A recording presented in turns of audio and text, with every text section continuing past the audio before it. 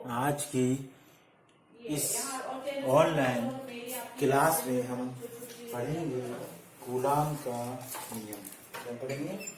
Coulomb का नियम। Coulomb का नियम क्या होता है, ठीक है, उसके बारे में हम अध्ययन करेंगे। ठीक है, ये आपका आवेश का फर्स्ट नियम। आवेश के बारे में हमने इससे पहले आपको बताया। ठीक है, आवेशन की विधियां हमने आपको बताई। ठीक है, अब यहाँ पर हम पढ़ेंगे कूलाम्स लॉ या कूलाम का बल का नियम क्या है। ठीक है, इसके बारे में हम अध्ययन आज करने वाले हैं। ठीक है, और इसके बारे में हम अध्ययन यहाँ पर करेंगे। ठीक है, जैसा कि हम जानते हैं, यदि हम मान लें कि यहाँ पर हम दो आवेश ले लें, एक हमने मान लिया A है कोई, और हमने दूसरा मान लिया यहाँ पर B है। ठीक है, और ये एक दूसरे से R दूरी पर हैं। ठीक, मान लिया। तो हमने क्या करा, इस पर समान चार्ज दे दिया। हमने मान लिया इस पर हमने दे दिया Q1 चार्ज प्लस का, और इस पर भी हमने दे दिया Q2 चार्ज प्लस का। ठीक है, कूलाम्स लॉ कहता क्या है? कूलाम का नियम कहता है इन दोनों के बीच, यानी इन हम कह सकते हैं इन दोनों आवेशों के बीच, ठीक, जो लगने वाला फोर्स होगा, जो लगने वाला फोर्स होगा, ठीक है, वो इन दोनों आवेशों के अनुक्रमानुपाती होगा। इन दोनों आवेशों के अनुक्रमानुपाती होगा। ठीक है, लेकिन उसके बीच की दूरी के वर्ग के व्युत्क्रमानुपाती होता है। ठीक है, यानी इसके बीच जो लगने वाला फोर्स F है, ठीक है, तो F प्रोपोर्शनल यानी अनुक्रमानुपाती होता है Q1 और Q2 के। किसके? Q1 और Q2 के। ठीक है, लेकिन जो बीच की दूरी है उसके इनवर्सली प्रोपोर्शनल होता है, यानी व्युत्क्रमानुपाती होता है, और उसके वर्ग के। कहने का मतलब ये है, आवेश दोनों को बढ़ेगा तो फोर्स बढ़ेगा। ठीक, लेकिन जैसे जैसे दूरियां ज्यादा होगी तो फोर्स क्या होगा? कम होगा। यदि दूरी ज्यादा फोर्स कम, ठीक है, दूरी अधिक फोर्स कम लगेगा, यानी एक दूसरे के विपरीत होगा। ठीक है, यदि R बढ़ता है तो F घटता है, F घटता है तो R बढ़ता है। ठीक है, यदि इसी को हम लिख सकते हैं F proportional 1 Q1 Q2 upon R square. इसी को हम क्या लिख सकते हैं? Q1 Q2 upon R square. ठीक है, यदि इसको हम सिंबल को हटा दें, इस सिंबल को यदि हम क्या करें, हटा दें, ठीक है, तो इसकी जगह हम लिख सकते हैं, इधर हम बता देते हैं, F बराबर K Q1 Q2 upon R square. ठीक है, ये हमारा एक फार्मूला है, जहां K है ये हमारा इस दो पिंडों के बीच या दो आवेशों के बीच, ठीक है, दो आवेशों के बीच जो लगने वाला बल है, ठीक है, उसका क्या है? फार्मूला है। ठीक है, यहां पर जो K है, ठीक है, जो K है वो एक क्या है? कांस्टेंट है। जो K है वो यहां पर क्या है?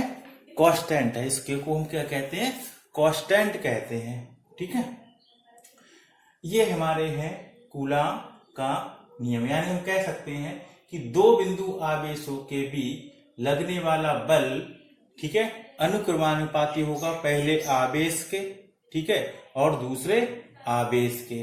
ठीक है, लेकिन उनकी वर्ग के दूरी के कैसे होगा? व्युत्क्रमानुपाती होगा। ठीक है, इसकी हम अभी परिभाषा भी हम आपको यहाँ पर लिखवा देते हैं। ठीक है, मैं समझता हूं कि आपको अच्छे से समझ में आ गया होगा, और इसको नोट भी आपने जहां तक है कर लिया होगा। ठीक है, रेज कर देते हैं। ठीक है, इसको हम यहाँ पर रेज कर देते हैं और इसे हम ए बी की जगह यहाँ पर क्या लिख सकते हैं, Q1 और इसको लिख सकते हैं Q2। ठीक है, इसको हम रेज कर रहे हैं। ठीक है, अब देखिए नेक्स्ट आ गया, मैं समझता हूँ समझ में आ गया होगा और इम्पोर्टेंट है, इससे सवाल बहुत सारे सवालों को यहाँ पर पूछा जाता है। ठीक है, तो हम यहाँ पर इसकी जो परिभाषा दें, इसके कूलाम्स क्या लिखेंगे, कूलाम क्या लिखेंगे, कूलाम। ठीक है, यहाँ पर हम जो लिखेंगे, यहाँ पर हम लिखेंगे कूलाम का नियम। क्या लिखेंगे, कूलाम का नियम। ठीक है, इस नियम में क्या है, दो आवेशों के बीच, यहां से हम स्टार्ट करते हैं लिखना, दो आवेशों के बीच, दो आवेशों के बीच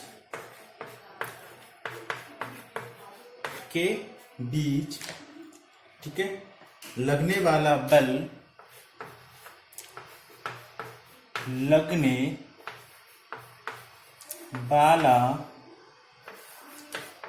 वाला बल आवेश, दोनों आवेशों के अनुक्रमानुपाती, लगने वाला बल दोनों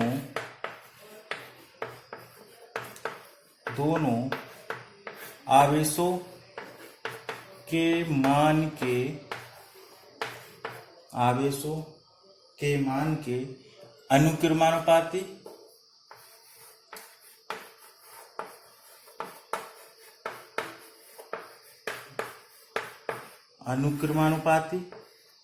ठीक है,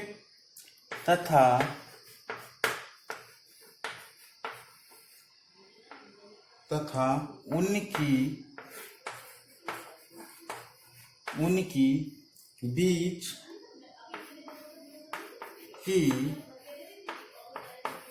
की दूरी के वर्ग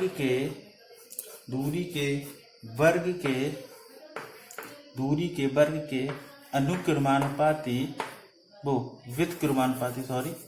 ठीक है, व्युत्क्रमानुपाती